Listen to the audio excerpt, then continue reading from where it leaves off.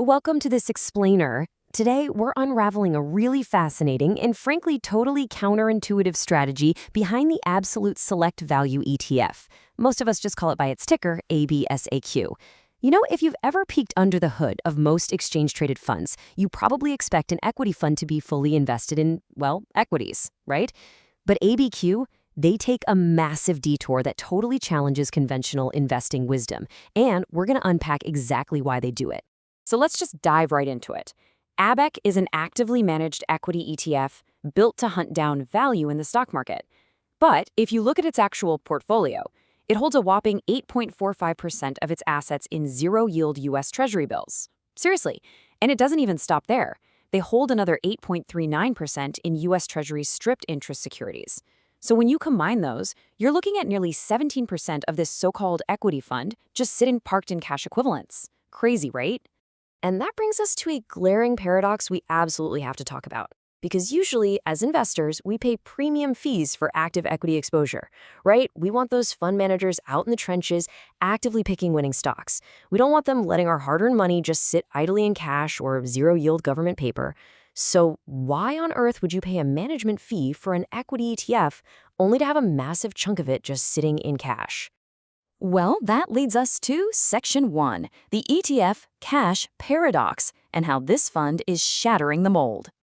Now, usually, an ETF wrapper gives you broad, fully invested exposure to market indexes, but ABAQ, completely different story. Just look at this breakdown. It is incredibly rare to see an equity giant like Berkshire Hathaway, which, by the way, makes up 10.7% of the portfolio, sitting right next to a huge chunk of U.S. Treasuries. You've also got traditional value plays in the mix like Lowe's Corporation and Unilever. Seeing government bills taking up this much prime real estate at the absolute top of an equity fund is, well, it's just highly, highly unusual. This brings us to Section 2, the absolute return mindset, and why they're basically ignoring Wall Street.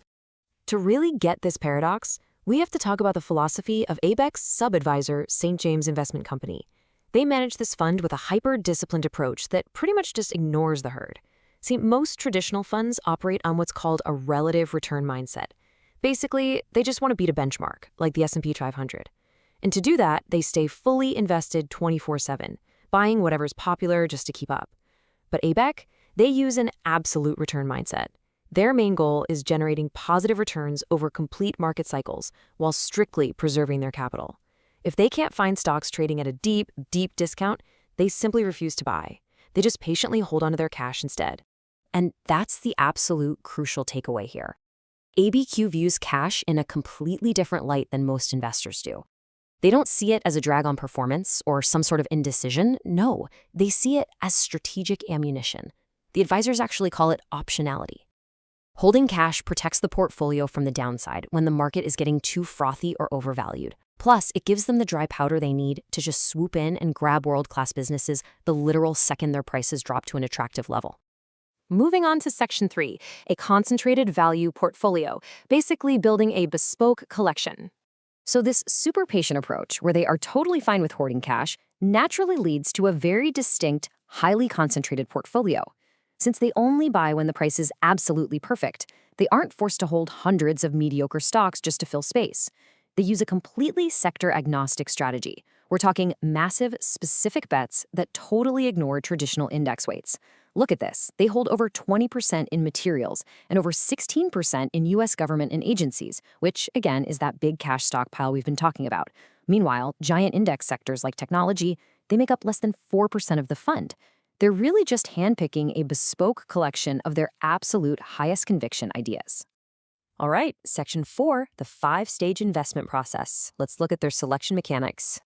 So, how exactly do they decide when it's time to finally deploy all that cash? Well, St. James uses a really rigorous 5-stage pipeline to find fundamentally attractive companies. First up, qualification. They're looking for proven business models with rock-solid balance sheets that are just facing some sort of near-term fixable challenge. Second, they do a super conservative appraisal of the company's fair value. Third, and this is a big one, they demand a strict margin of safety.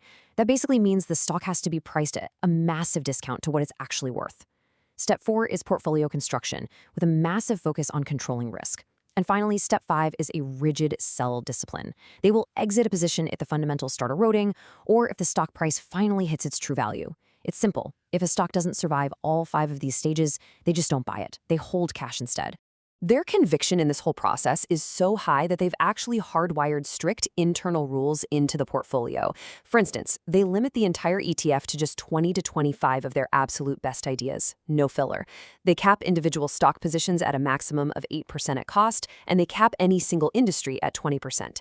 Plus, right there in their core rules is that explicit willingness to hold cash for special opportunities. You see, for ABEQ, risk isn't about day-to-day price volatility. To them, risk is the probability of a permanent loss of capital. And as we all know, cash doesn't suffer a permanent loss of capital. Which brings us to Section 5, weighing costs and trade-offs. Because there are significant costs here. As totally fascinating and disciplined as this strategy is, executing it inside an ETF wrapper comes with some pretty major trade-offs for us retail investors. It's not all just sunshine and downside safety.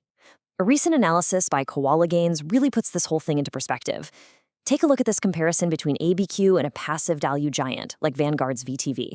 The differences are honestly stark. ABQ carries a pretty steep 0.85% expense ratio, while VTV charges a tiny 0.03%. On top of that, ABQ has super thin trading volume, only about 14,000 shares a day, compared to VTV's massive 2.7 million shares. That means ABQ investors could easily face much wider trading spreads. So you are quite literally paying a premium price for that active, highly concentrated absolute return strategy. Think about what that really means. Investors are paying a premium management fee for a fund that intentionally sits on a massive chunk of cash. The analyst over at Koala Gains hit the nail on the head when they point out that this expensive structure creates a really high hurdle. Just to justify that 0.85% fee, their active stock picks and their timing of exactly when to deploy that cash have to consistently outperform those cheap passive alternatives by a wide enough margin just to cover the costs. I mean, that is a massive, massive bar to clear. Ultimately, going through all of this leaves us with one critical question to ponder. For your own portfolio, is the strategic optionality of cash, that absolute return mindset, and that strict downside protection actually worth paying that higher price tag? Does the peace of mind of having a manager who flat out refuses to overpay outweigh the drag of higher fees and uninvested cash? It's a fascinating debate right at the heart of the active versus passive investing conversation. Thanks so much for joining me on this deep dive into the ABEQ mystery today. And hey, always keep questioning what's really sitting inside your portfolio.